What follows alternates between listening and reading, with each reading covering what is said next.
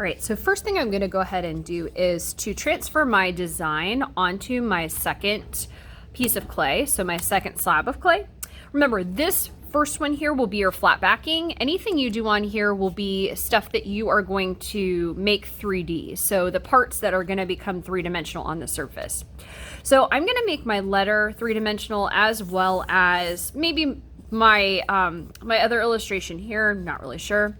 So what you're gonna do with your needle tool is just do a series of surface level pokes all along the perimeter, the outline of the shape, okay, that you want to transfer, okay? The closer together you make those holes, the easier it will be to then trace them onto the surface of your clay. Okay, so all along the outside. Okay, if I wanted to make this 3D, I would also do that as well. Okay, so just poke the things that you want to make three-dimensional. Okay, once you've done that, once you've transferred your design using the surface level poke method, you can peel up your paper and then again, surface level with your needle tool, just connect the dots. Okay, so right now I'm just tracing this on here by connecting the dots.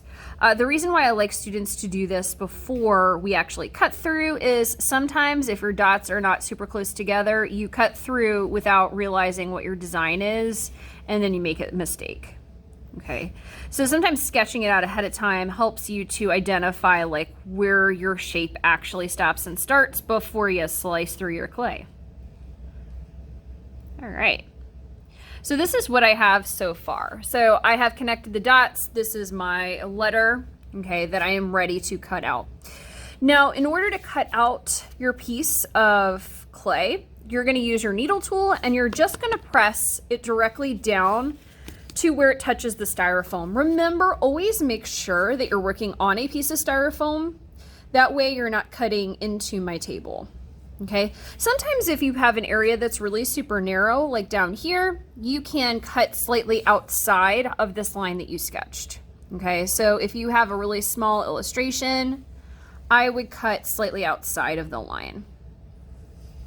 Okay, so I'm dragging this all the way through my clay down to the styrofoam. You can kind of feel it scratch along the styrofoam surface. Okay, so I have something that looks like this. All right, if I wanted to do other 3D things on here, I would go ahead and do that at this point in time, but I do not currently.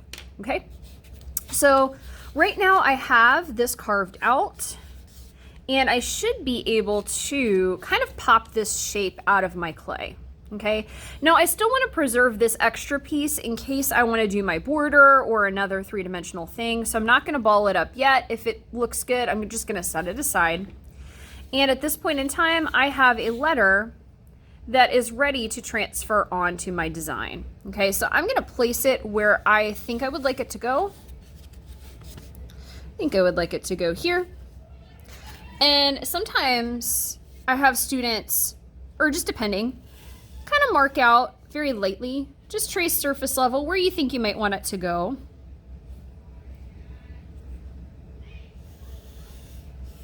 Here we go.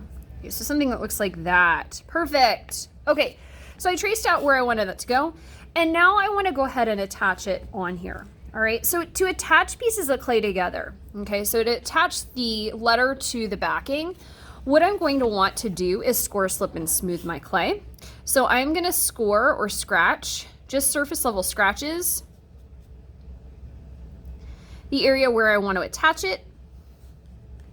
And I am also going to score or scratch the back of the shape that I want to attach.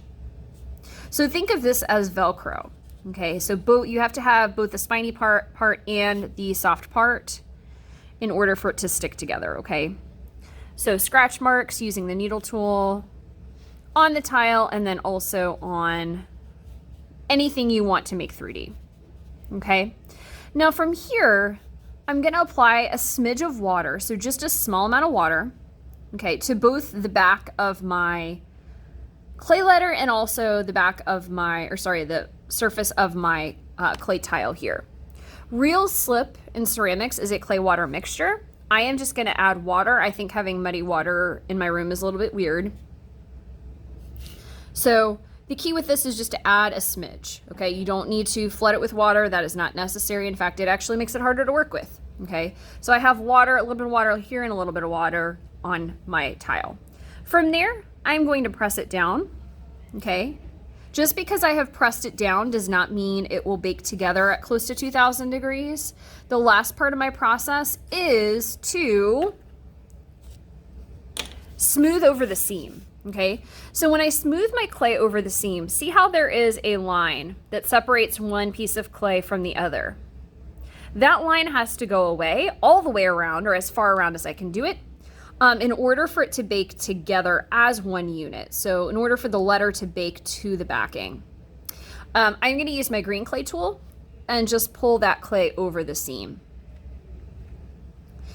Sometimes for my lower levels, I say that this looks like baby bite marks, which it does. The only problem with baby bite marks is that they do not look the best crafted. So I'll share with you how to go around and fix those in just a moment. So I'm going to do this all the way around.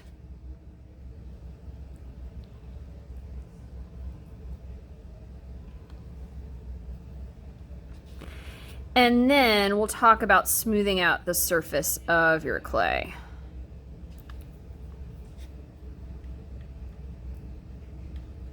So again, smoothing over that seam.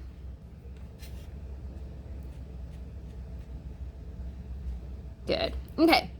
So at this point, if you were to, look at it like so, see how there's not a line that separates one piece of clay from the other, that line went away. This should in theory bake together.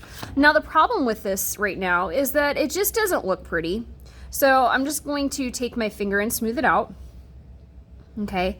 And in fact, at this point in time, I can smooth out a lot of things. So I can start to sculpt the surface area of my letter. I can make the texture from my slab roller go away. I can make the texture from my baby bite marks go away. Okay. So all of those things are up to me as the artist to reconcile before we dry and fire this. Okay. So it's going to look something kind of like so. All right. So I'll share with you just right now, I don't want to waste our time, but what it looks like once it's smoothed out in that area. See how those bite marks have basically gone away. See where it needs a little bit more work right there. Okay, so this is how you transfer your design and attach it to your clay backing by scoring, slipping, and smoothing your clay. Next time we'll address how to build up certain areas of your piece a little bit more and how to carve, pattern, texture, etc. into your tile.